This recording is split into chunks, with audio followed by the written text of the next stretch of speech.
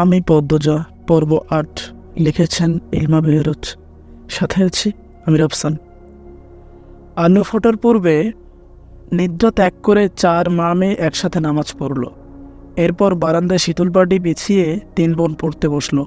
রাতভর ঝমঝম করে বৃষ্টি হয়েছে। বর্ষা স্নানে স্নিগ্ধ প্রকৃতি, মায়াবী সকাল।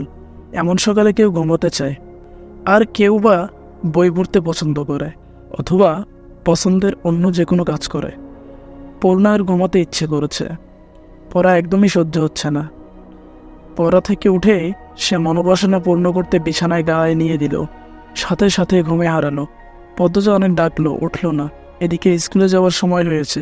হেমলতা বাইরে থেকে উঁকি দিয়ে প্রশ্ন করলেন, পূর্ণা ঘুমে? জি আম্মা।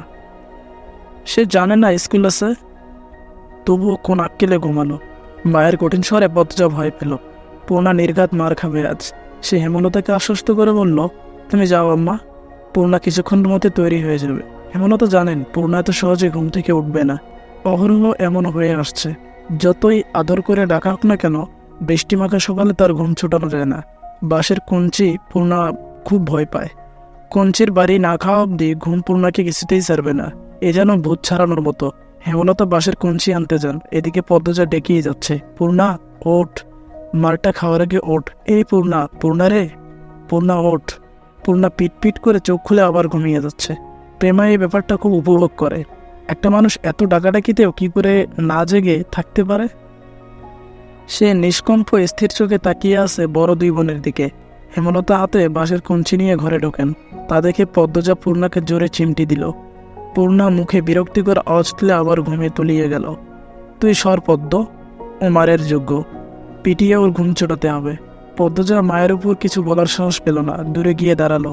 হেমলতা পূর্ণার পায়ের গোড়ালিতে বাড়ি দেন। প্যাচ করে আওয়াজ হয়। পদ্মজা ভয়ে চোখ বুজে ফেলল। পা ছিঁড়ে গেছে বোধ হয়। ঘুমন্ত পূর্ণার মস্তিষ্ক জানান দেয় আম্মা এসেছেন এবং তিনি আঘাত করেছেন। সে চোখ খোলার আগে দ্রুত উঠে বসল। চোখ খুলতে খুলতে যদি দেরি হয়ে যায়। এরপর চোখ খুলল। বোকাশোকা মুখ করে মায়ের দিকে তাকালো পরিস্থিতি বুঝতে। পদ্মজা ঠোঁট টিপে হাসছে। প্রেমা জোরে হেসে উঠল। হেমলতা তীক্ষ্ণ চোখে তাকাতেই হাসি থামিয়ে দিল। পূর্ণা ভীতু কণ্ঠে বলল, আর হবে না আম্মা, সে তো প্রতিদিনই বলিস। এমন সময় ঘনমেঘে আকাশ ছেয়ে গেল। পূর্ণা প্রেমা মনে মনে খুশি হলো। আজ আর স্কুল যেতে হবে না। বাড়ি থেকে 2 ক্রোশ দূরে স্কুল। আম্মা নিশ্চয়ই যেতে না করবেন। পূর্ণা খুশি লুকিয়ে প্রশ্ন করলো, আম্মা মেঘ আসবে মনে হয়, যাবো স্কুলে? মেঘ কি করলো তোকে, যাবে স্কুলে? হেমলতা চলে যেতে পূর্ণা ভ্রুকুঞ্চন করলো। থম মেরে বসে রইল। পদ্মজা তারা দিল, বসে আছিস কেন, জলদি কর, নয়তো আবার পিটানি খাবি। পূর্ণা বিরক্তি নিয়ে তৈরি হলো।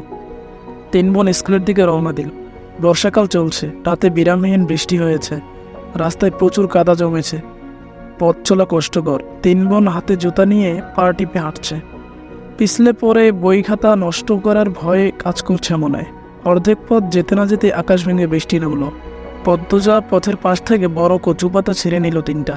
3 বোন কচু পাতায় মাথা আড়াল করলো, কিন্তু দেহ ও বই খাতা আড়াল করা গেল না। ভিজে একাকার হয়ে যাচ্ছে। পূর্ণ বিরক্তি প্রকাশ করলো, ধ্যাত, ভিজে স্কুলে গিয়ে কি লাভ আপা?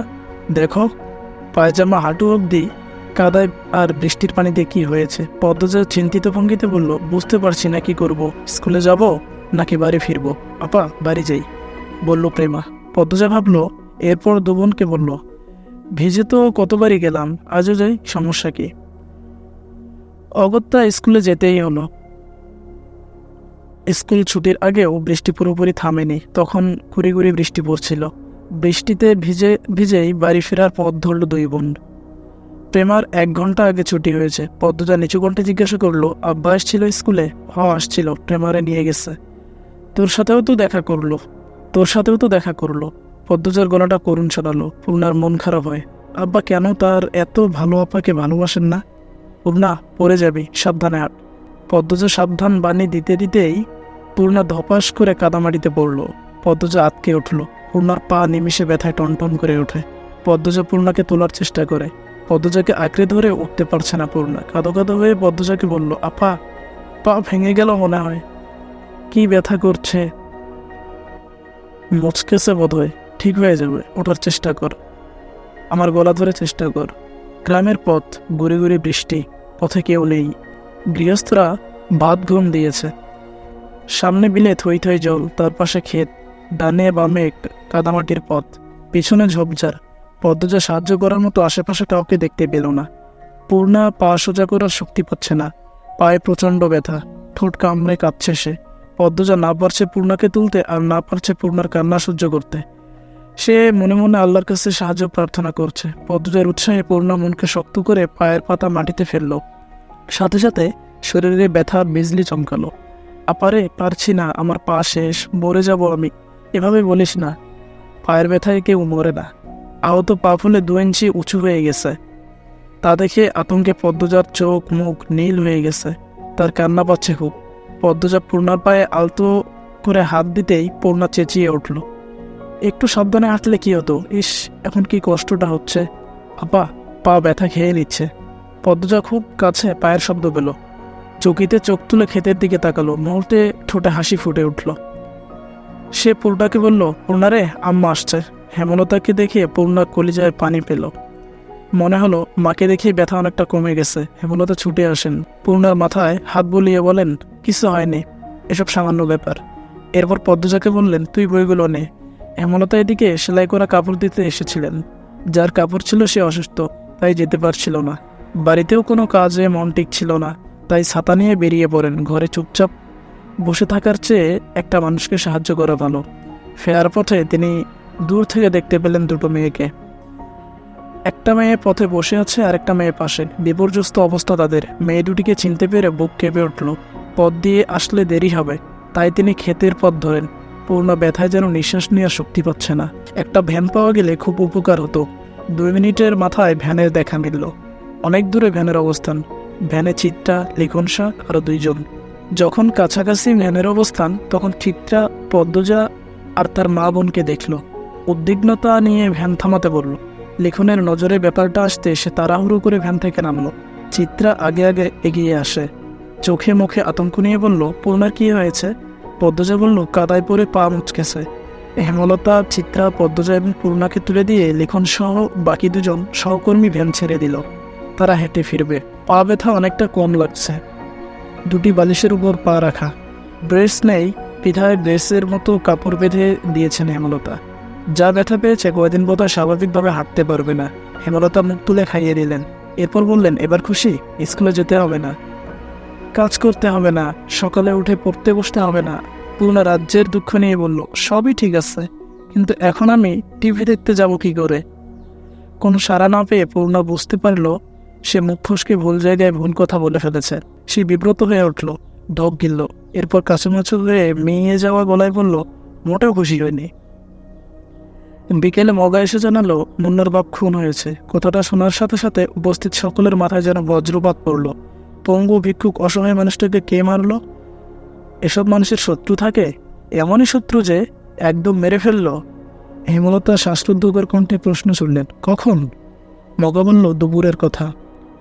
দুপুর 2টো কি 3টায় গ্রামবাসী জানতে পারে এই ঘটনা। আস্তে আস্তে সব গ্রামে খবর যাচ্ছে। লাশ নোয়াপাড়ার ধান খেতে পাওয়া গেছে। মুন্নার আত্মীয় বলতে কেউ নেই। দুঃসম্পর্কের যারা আছে তারা মুন্নার দায়িত্ব নিতে চাইল না। মাতুব্বর মুন্নার ভার নিতে চেয়েছিলেন, কিন্তু মুন্না পদ্মজাতের বাড়িতে থাকতে চায়। হেমলতা সানন্দে নিয়ে আসলেন মুন্নাকে। এখন থেকে মুন্না এই বাড়ির ছেলে। পদ্মজা, পূর্ণা খুবই খুশি হলো। খুশি হলো না প্রেমা। মুন্না প্রেমা সমবয়সী। প্রেমা ভাবছে তার আদরের ভাগ বসাতে মুন্না এসেছে। হেমলতা ব্যাপারটা বুঝতে পেরেছেন। পদ্মজাকে বললেন, প্রেমার পছন্দ হচ্ছে না মুন্নাকে, 2 জনের মধ্যে সখ্যতা করে দিস, যাতে একজন আরেকজনকে আপন চোখে দেখে। পদ্মজা আশ্বস্ত করে বলল, কয়দিনে মিশে যাবে 2 জন। পূর্ণা ব্যথায় ঘুমাতে পারছে না। প্রেমা, মুন্না ঘুমে। মুন্না খুব কেঁদেছে, এখন ক্লান্ত হয়ে বেঘুরে ঘুমাচ্ছে। রাত তো কম হলো না। পূর্ণা মা বোনের বৈঠক দেখে ফেলল। আম্মা, মুন্নার নতুন নাম রাখা উচিত। কেন? এখন থেকে মুন্না আমাদের ভাই, আমাদের নাম প দিয়ে, তাইলে ওর নামও প দিয়ে হবে, তাই না আপা? হেমলতা হেসে বলেন, তুই নাম রাখতে হবে। রাখছি তো, প্রান্ত মরুল। মুন্নাকে জানা সকালে, রাজি হলে এরপর সবাই না হয় ডাকবো। রাজি হবে না মানে পিটিয়ে রাজি করাবো। হেমলতা মৃদু আসলেন। পূর্ণা অসুস্থ হলে খুব কথা বলে, মুখ বন্ধ রাখতেই পারে না। অনেক বছর আগের ঘটনা, বা কয়েক বছর পর কি হবে তা নিয়ে অনবরত কথা বলতে থাকে। গহীন অন্ধকার, আজ বোধহয় অমাবস্যা। হেমলতা কালো চাদরের আবরণে ঘাপটি মেরে বারান্দায় বসে আছেন, হাতের কাছে ছুরি, লাঠি। গত 3 দিন ধরে তিনি ঘরের পাশে পায়ের আওয়াজ শুনছেন। তখন ঘরে মুর্শিদ ছিল, একজন পুরুষ ছিল, বুকে সাহস ছিল। আজ মুর্শিদ নেই। মুন্নাকে বাড়িতে আনাতে তিনি ঝগড়া করে বাড়ি ছেড়েছেন। কবে ফিরবেন ঠিক নেই। আজ কিছুতেই ঘুমানো যাবে না। হাতে নাতে সন্দেহকারীকে ধরে এই বিপদ থেকে মুক্ত হতে হবে। কিন্তু অনেকক্ষণ হলো কেউ আসছে না। চোখ বুঝে আসছে হেমলতার। সারাদিন অনেক খাটুনি গেল। কাদামাটিতে সপ সপ শব্দ তুলে কেউ আসছে। হেমলতা সতর্ক হয়ে ওঠেন, শক্ত হাতে লাঠি ও ছড়ি ধরেন। পায়ের শব্দটা কাছে আসতেই তিনি বেরিয়ে আসেন। অন্ধকারে পরিষ্কার নয় মুখ। আন্দাজে ছুঁড়ে মারেন হাতের লাঠি। লাঠিটা বেশ ভালোভাবেই পড়ল সামনের জনের উপর। পিছনের জন দৌড়ে পালালো। লোকটি আর্তনাদ করে বসে পড়ল মাটিতে। পরক্ষণেই পালানোর চেষ্টা করলো, কিন্তু পারল না হেমলতার জন্য। হেমলতা দ্বিতীয় লাঠি দ্বারা আঘাত করলেন। তার তীক্ষ্ণ দৃষ্টি স্থির। আহত ব্যক্তির আত্মচিৎকার শুনে বাড়ির ভিতর থেকে ছুটে আসে সবাই। টর্চের আলোতে চারদিক আলোকিত হয়ে উঠল। হেমলতা স্বাভাবিক ভঙ্গি নিয়ে দাঁড়িয়ে আছেন। তিনি যেন জানতেন এই লোকেরই আসার কথা ছিল। শুটিং দলকে তিনি আজই বের করবেন, তবেই শান্তি। পদ্মজা, প্রেমা, মুন্না বেরিয়ে আসে। পুরোনো ঘরেই রইল। পদ্মজার ডিরেক্টর আবুল জাহেদকে দেখে চমকানো। তখন কোত্থেকে আগমন ঘটল মুর্শিদের। এ পর্যন্ত ছিল আমি পদ্মজা উপন্যাসের পর্ব 8। বাকি পর্বগুলো খুব শীঘ্রই আসবে ইনশাআল্লাহ। সাথেই থাকবেন। আল্লাহ হাফেজ।